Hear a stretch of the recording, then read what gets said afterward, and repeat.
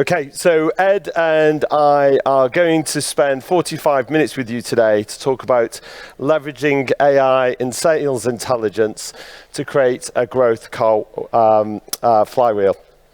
Just in terms of quick introduction, so I'm John Veichmanis. I'm the COO at carwow. I've been with the business for about 18 months, and I lead marketing, commercial, and our country operations. We operate in the UK, Germany, and in Spain. Prior to joining, I actually worked at a company called Farfetch, which is a similar marketplace business. I joined back in 2015 after our Series D investment. We were around 400 people and grew the business to 4,500 people actually when we IPO'd back in 2018 in New York. Despite my youthful glow, I've actually been working for about 27 years, which is quite frightening, and typically worked in lots of consumer technology companies, so Apple, Dell, Expedia.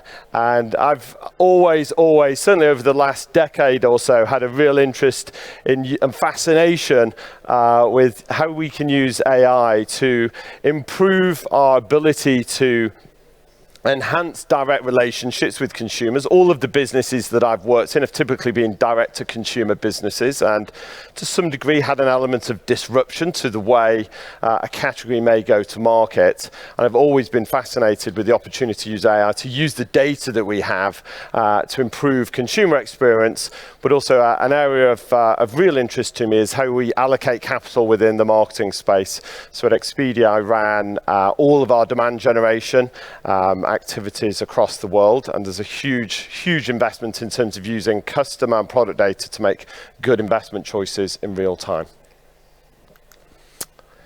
So I wanted to kick off and give a little bit of context to the presentation that Ed is going to give later. So a quick background to carwow. We are actually a car marketplace. As I mentioned, we operate in the UK, Germany, and Spain. We don't own any cars, we don't own any showrooms, we don't operate any service centres. Our mission is basically to provide our end consumers with breadth of choice when they want to buy a new car, or if they want to sell their car, providing them with a dealer network that they can sell to. This means that we provide our dealer partners with a massive huge access to a consumer base that basically either wants to research online or potentially now buy their car online. We operate at significant scale. We are certainly the largest operator in Europe in this space. We actually have the most, for those that like cars or are thinking to buy one, our YouTube channel is actually the most popular car YouTube channel on planet Earth, not just in Europe. So we provide both entertainment, but also car reviews for those consumers thinking about buying their next car. And we basically use that as the start point to engage with consumers in their car changing journey. We have around 12 million registered users. We have 3,000 partners on our platform that are selling cars to consumers. Those are both wholesale car dealers, but also the manufacturers themselves, including the likes of Tesla, Volvo, and many of the new startup car manufacturers coming in from the US and Asia. We're around 400 people, and I think it's fair to say that consumers love using our platform for what is the second most financially significant investment that most people will typically make. What's interesting for us, and this is a relatively simplified diagram, is that the automotive category is literally the last large consumer goods category to move from being predominantly offline to some proportion of those sales being made online. So last year, only 1% of new cars were bought online in the UK. And if you look at any category that's made a shift from offline to on or omni-channel, typically it's not a linear distribution. There is a very slow build-up where some consumers have the confidence and the interest to start to research and think about buying something online. And that's obviously the infancy phase. What's quite unique about this category is it's probably the longest infancy stage or phase that I've seen in any category. We've been doing this for 10 years, and only now are we starting to see consumers really embrace online as a route to helping decide which car to buy and then actually buy it online. And in part that's driven by the shift to EVs. Even for the most knowledgeable car buyers, it's quite a complex purchase. It's a very different set of attributes when you think about buying an EV. And something we're really proud of is that 45% of the cars we sell now in the UK are EVs, not plug-in hybrids, but actual electric vehicles. And so what we're starting to see is now a real acceleration into the expansion phase as more and more consumers move online to figure out which car to buy. And that has consequently led to more and more car dealers and the OEMs themselves wanting to build operations where they can sell their cars online. And the point really of the initiative that we've been working with Ed on is that it's a really steep incline. It's perhaps more steep than any other category we've seen because of this very fast acceleration of consumer adoption.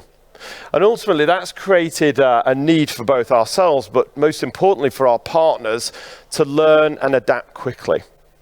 And the one thing that we've really been focused on in terms of a collaboration with our partners is actually how do you sell a car online? You know, car dealers, the OEMs, absolutely adept. And if somebody walks into a car showroom, they are very, very skilled at being able to persuade somebody to buy a particular car. Now, many consumers might not actually like certain aspects of the experience, but generally it's a great experience and it's well thought through and well executed. The challenge is when that moves online is that much of the existing thinking doesn't really resonate with a consumer that's having a dialogue with the dialogue between a customer and a dealer online. Many of those concepts that have existed in the past don't really work online. And so one of the things that we've been trying to do is think about how do we help our partners become effective at helping customers make a good choice about the car they need to buy and also therefore drive sales. In terms of how we do this, if you come onto the carwow website, you can configure pretty much any car in the UK, Germany or Spain. So you can pick your base car, you can change the color, the wheels, the seats, anything that the manufacturer will allow you to do. And then once you've settled on a car, once you've built your shortlist, in this case I've settled on a stylish Peugeot 208, I can then message or call the dealer, or I can request a test drive. And it's the area we've been working with Ed now is on the messaging aspects of our service. So this is, if you like, a replacement for a face-to-face conversation in a car dealership. So once I hit that button, I'm talking to, in this case, Gatwick Peugeot. They send me an introductory message. And as a consumer, I can walk through either using messages, I can use calls to build up a dialogue. And the dealer is helping me both configure my car and helping to try and close that sale. And what's interesting at the scale we operate is if you look at last year, we actually had or managed 20 million messages across the 3 markets that we operate in. We actually sell about 13% of all the cars in the UK. So the amount of dialogue between consumers and dealers is immense. And when we read through the inquiries, there's obviously a huge amount of unstructured data that we can use to help our partners make better decisions. So when I joined carwow back 18 months ago, I actually hired somebody to sit and provide inquiry audits for our partners. So we have one person that literally reads through and is trying to connect the performance of the messages and the things that dealers have said or written, and we connect that back to sales. We have quite a unique data set, and we have all of the messages, and we know which cars have actually been sold.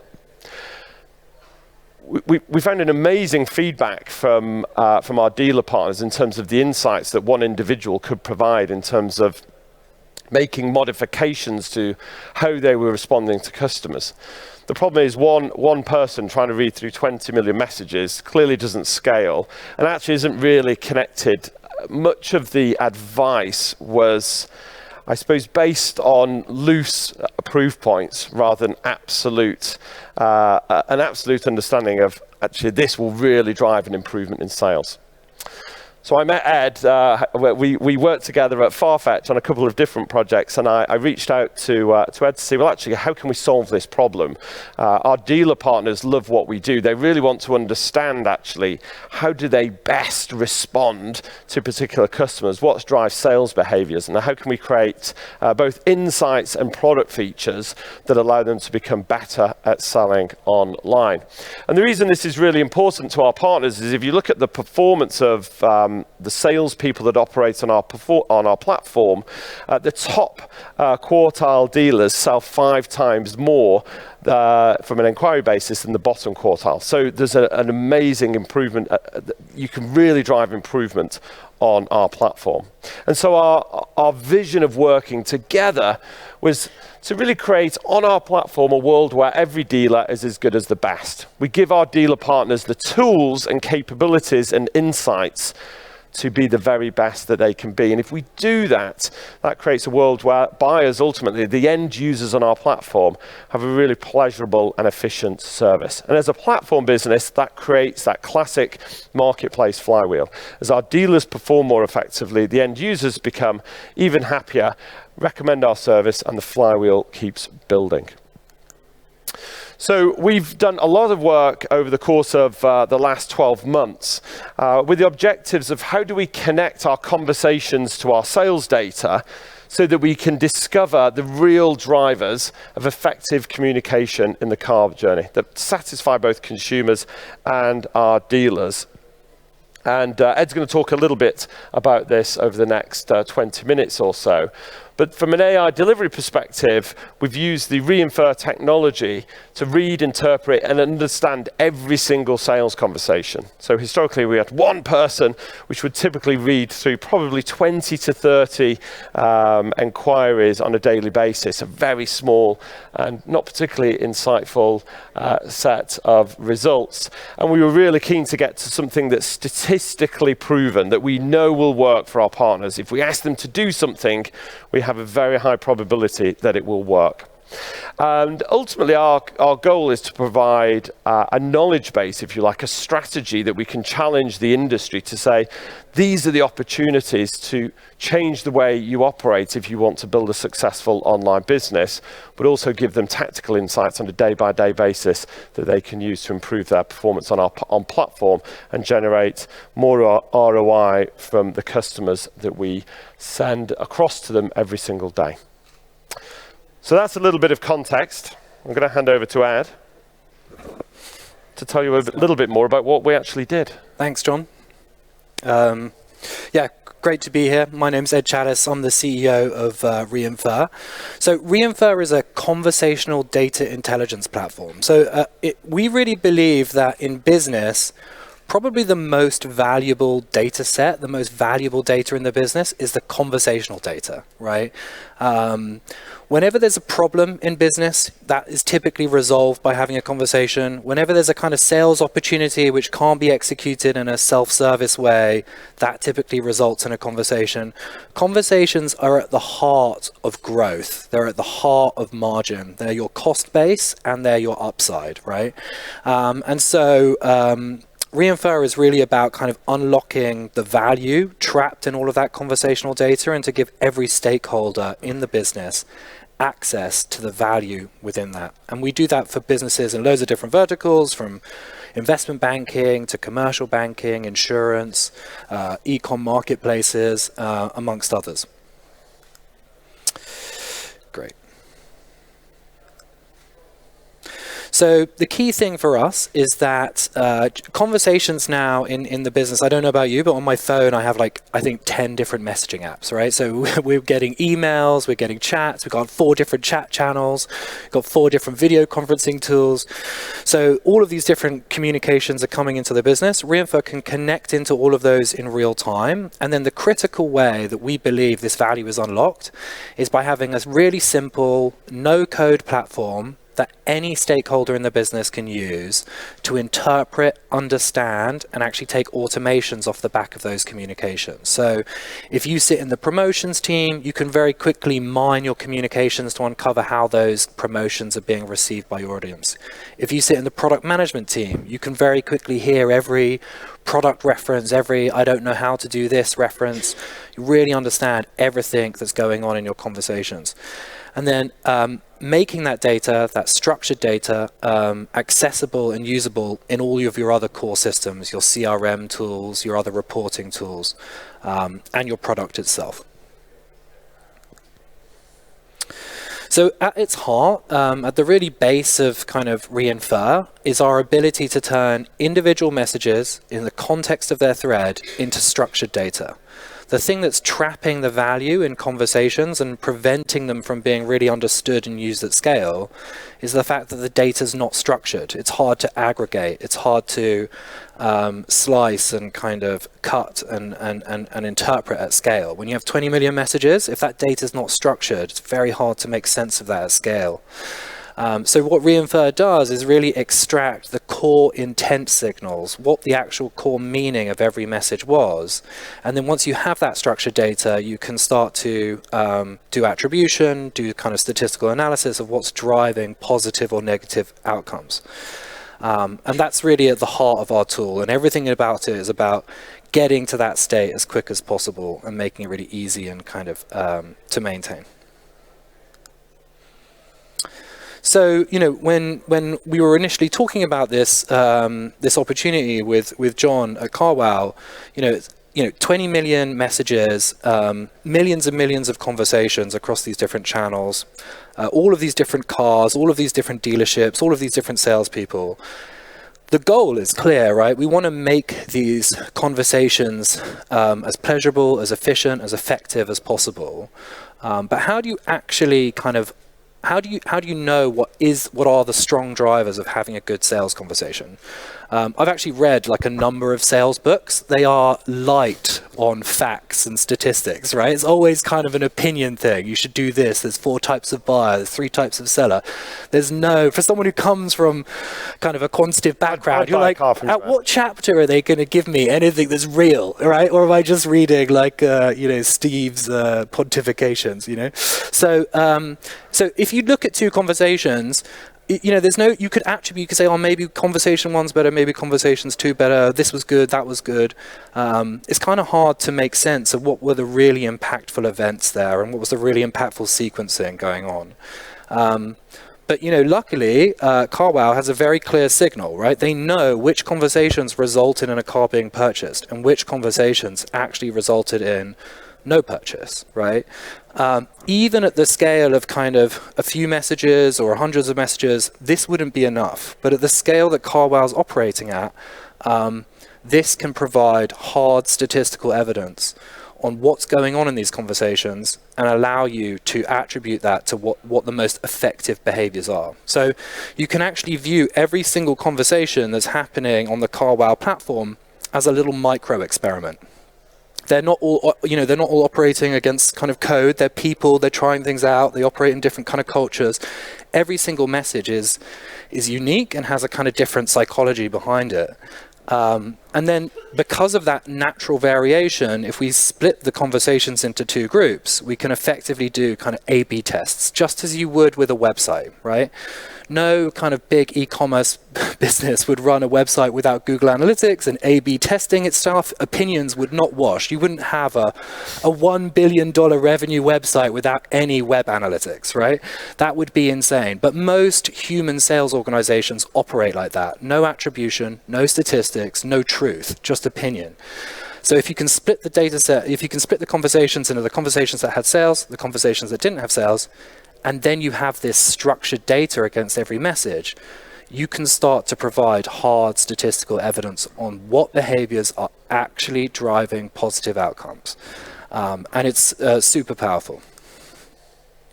So the first phase of this engagement with carwow was to do what we call communications mining. The first thing we need to do is uncover what are all of the commonly expressed kind of conversational patterns, conversational events that are happening in these conversations. So just imagine it's almost like the kind of, the pages on a website. You have all of these kind of events or sequences of events.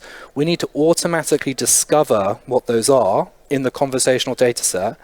And then we can start to think about how those are drivers of sales or prohibitive of sales, right?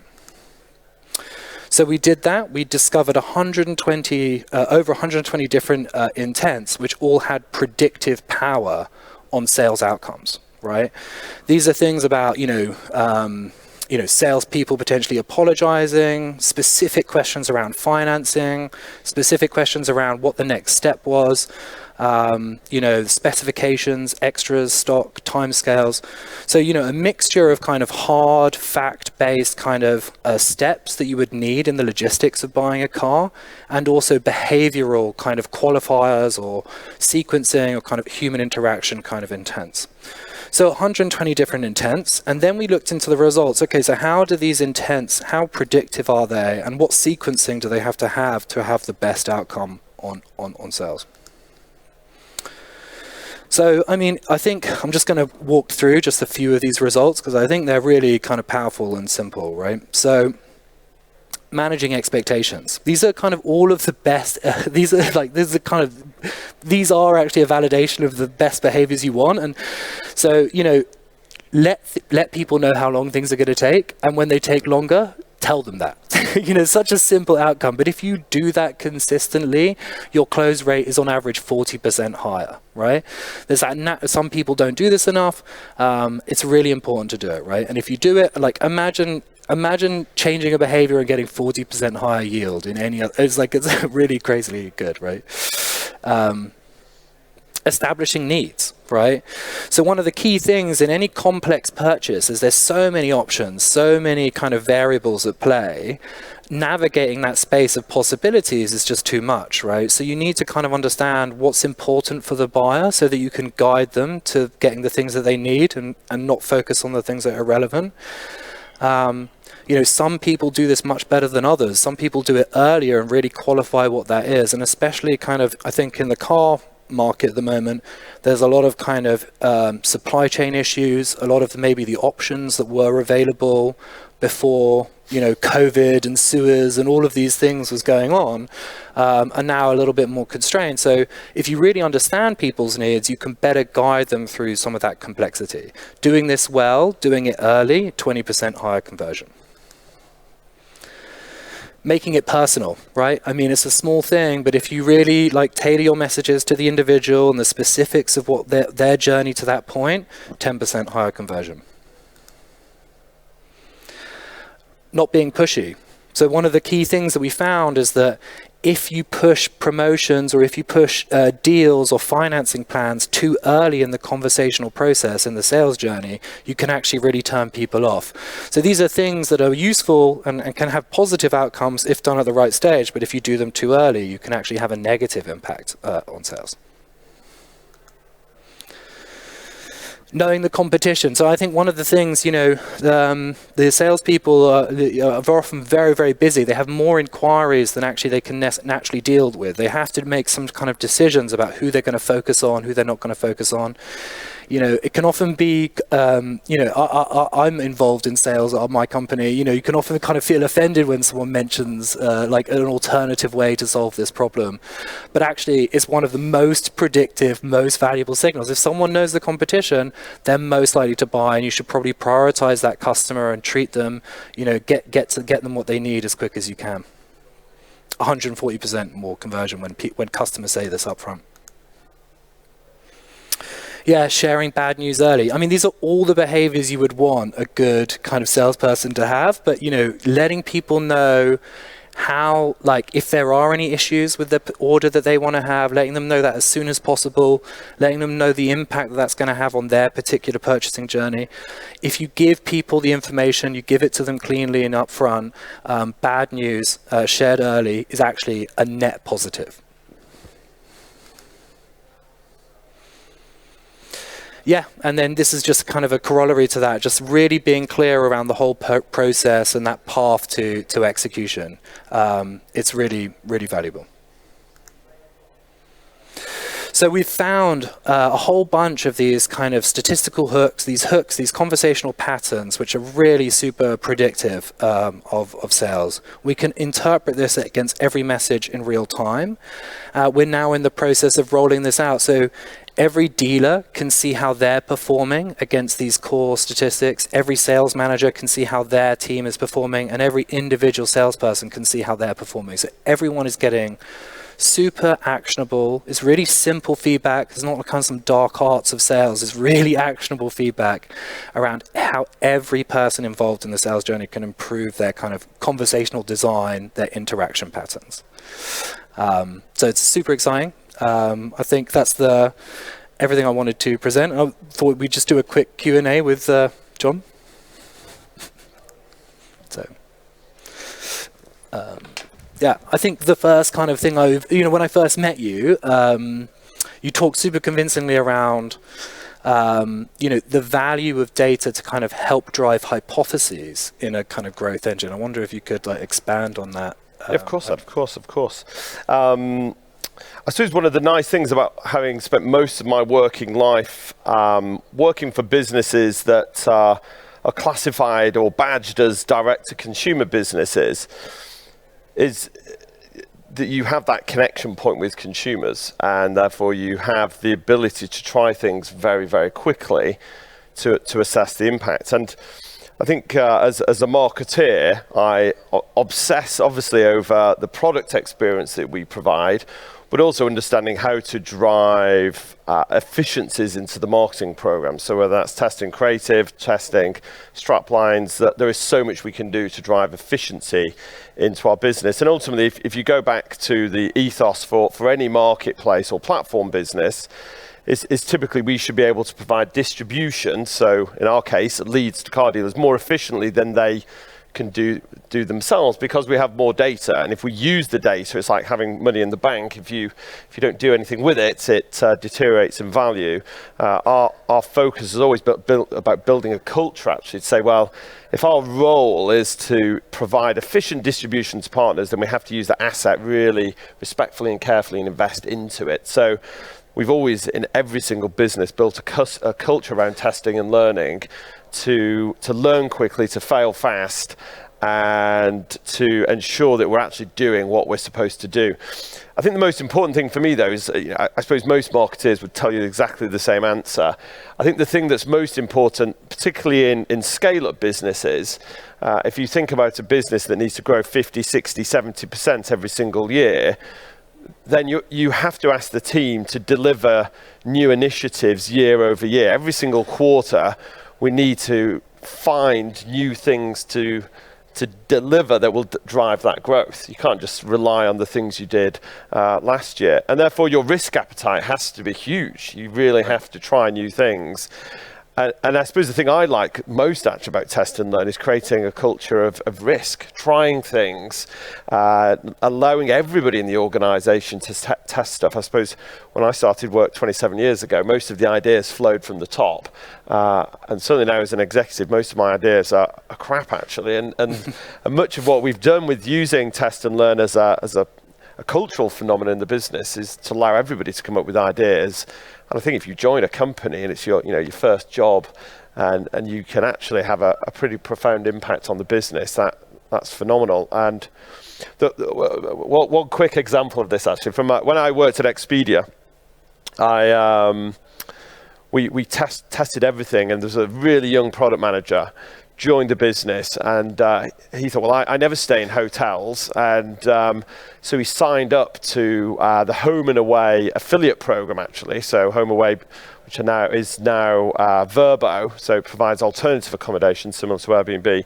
And he basically signed up and started adding some of the listings for alternative homes into the hotel listings to see if it could improve revenue per visit, because that was his goal. And he ran a test for about 24 hours, and it did increase RPV really nicely.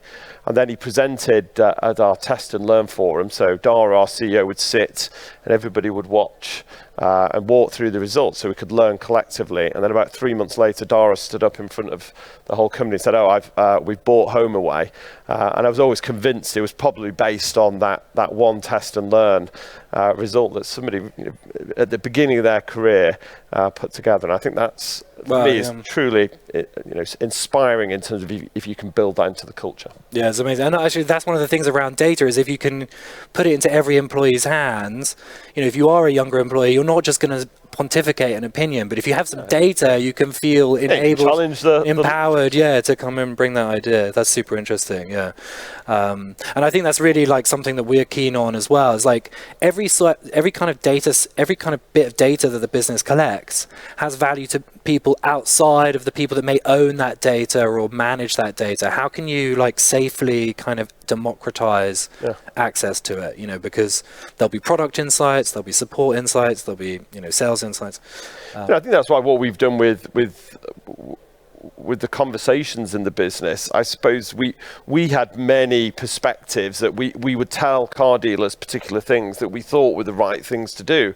And in many cases, they probably were correct, but there were probably many things that actually we've not prioritized or they weren't in the right sequence. And again, I think it just gives our team that deal with our dealer partners every day feel really confident that they can provide a good service, and that they love sitting in the tool, understanding how they can provide a really good support and actually learn how to use it effectively. And again, I think that empowerment is really important.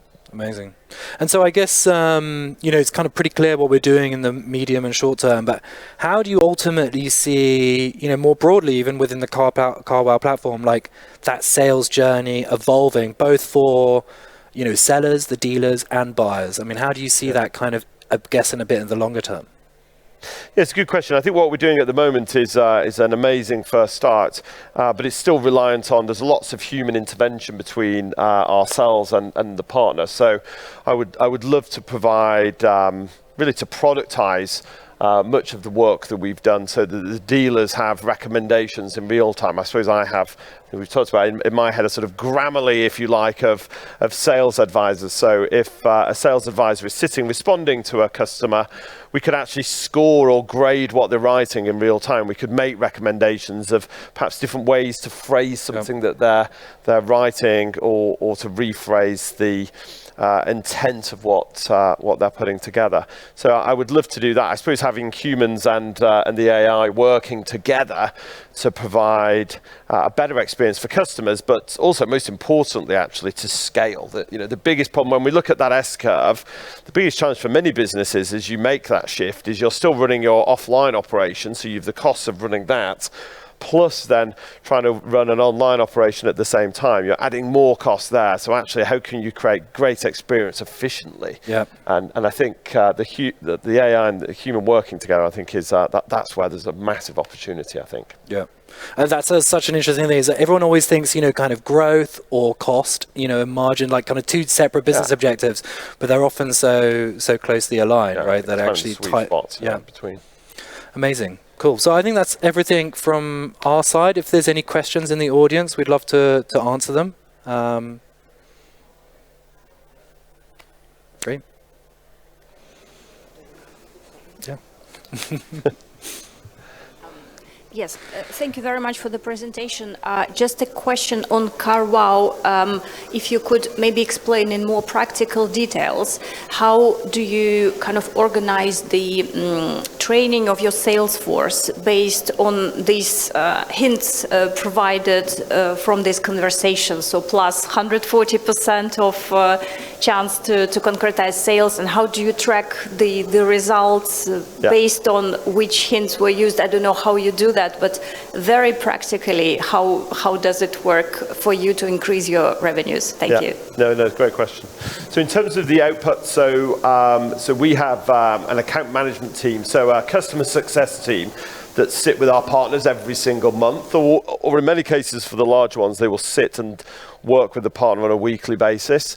So we will have a structured meeting where we walk through all of the output in reinfer. And so we will talk about their performance against the key criteria that we've identified that will drive success. And we'll actually show them examples of the conversations that are working and the conversations that aren't. And we will give them some... What we don't want to do is say, you must write this, because ultimately they are retailers and they have their own personalities and their own approach and their own service standards. But we want to provide them with the insights to say, if you phrase something using this structure, then you're likely to see an improvement. So we will set a number of goals with the partner, and then the following month we'll walk through, we'll look at the amends that they've made, and we can obviously, we have the sales data, we know when they sell a car, so we'll say, look, if you look at this cohort of customers where we've made the change, we can actually see an uplift in their overall performance. And so that's how it works. And that's ultimately, I think, what we'd like to productize to some degree, so that we can do it somewhat in real time, because then it really scales. Great. Yep. Yeah. I've got, I guess, questions for John and question for Ed. John, did you put a business case together for using reinfer? And do you have any data on how carwow business before and after using reinfer? Like, did you have an increase in sales and so on? I don't know how long it's been going. I can answer that. And the question for Ed is, could you comment on some of the other applications? You had other businesses up on your slides where you've kind of developed something similar. Thank you. Cool. Yeah. And just in terms of our business model, so we're paid when a customer inquires with a car dealer. So ultimately, we want our partners will spend more with us if they can convert more of those inquiries. So we have ultimately, I suppose, a shared set of goals between ultimately Ed, carwow, and our partners to convert more of those deals, because that will drive more volume for them. And so, yeah, we have seen a significant the partners that we're working with, we've seen a significant improvement in their conversion rate, which we can obviously measure. And that in terms of the business case, I suppose a little bit of conviction, I suppose, that we thought this is a really, really good idea. I suppose ultimately we want to be thought leaders in the industry. We want to, not just help our partners drive a better result. Of course, that's really important, but we also want to help the industry. And we thought, this is a unique data set. Nobody else has 20 million conversations between consumers and car dealers. And this is an amazing opportunity to actually build some insights that potentially challenge some existing preconceptions, and to Ed's point, actually put some structure and proof points around what works and what doesn't. And we have an audience that desperately wants to understand that. So to me, it was there's a level of conviction, I think, in a scale-up that you've got to try new things and innovate, and that was the rationale for it. Great. And then on the other use cases, so for us, it just goes back to what I was saying, I think, at the beginning of my section, is that every conversation, there's either a problem that needs to be fixed or a sales opportunity which needs to be closed, and then there's always this work, right? And so reinfer is really kind of about trying to change that upside, downside kind of cost calculation. So we actually help our clients automate a lot of messaging activities. There's often a lot of transactional work, logging something in a case management tool, forwarding something to the relevant partner. So we can automate a lot of that stuff, but the core value is around uncovering the drivers of what good service is and uncovering inefficiencies and kind of ways to make the business better. Great. I believe there was a question back there, yeah.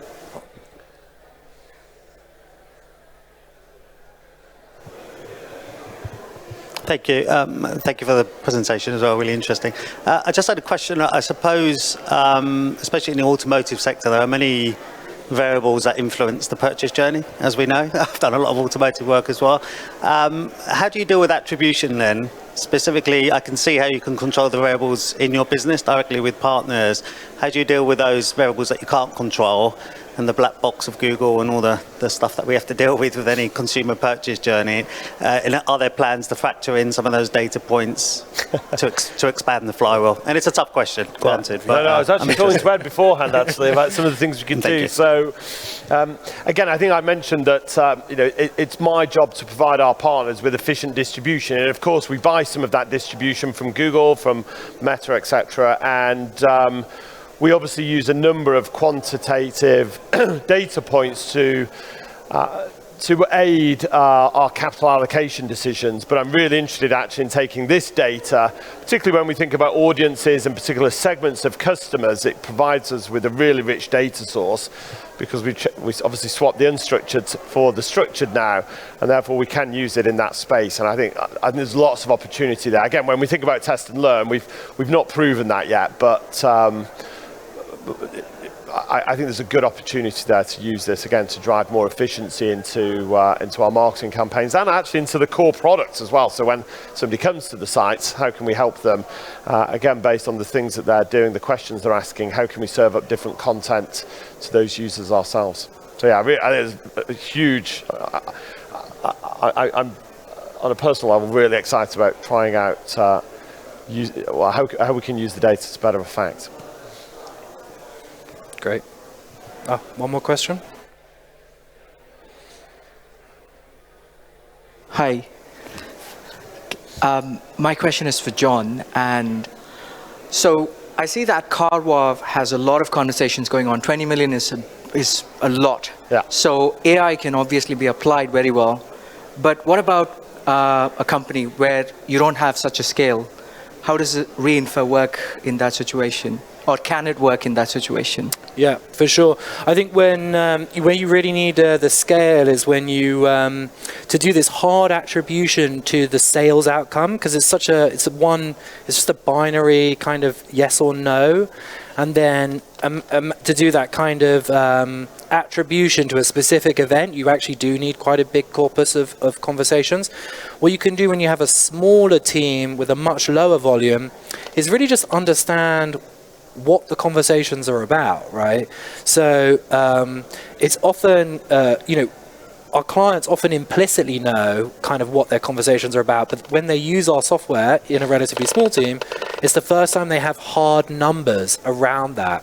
And actually, going back to John's earlier point, it's often the people in the ground that really know the problems of the business, but they don't actually have hard numbers to build a business case to convince the executives. And so they're often, that's often one of the best ways to kind of get consensus in a group of people, is just to bring the data and say, well, actually, the biggest, reason that customers contact us with a complaint is X, right? And that happens for this product. And without that data, you're just another person kind of, with an opinion, the classic kind of wonderful. Great. Good. Okay. I think that's it. Thank you. Thanks so much. Thanks for having us. Cheers.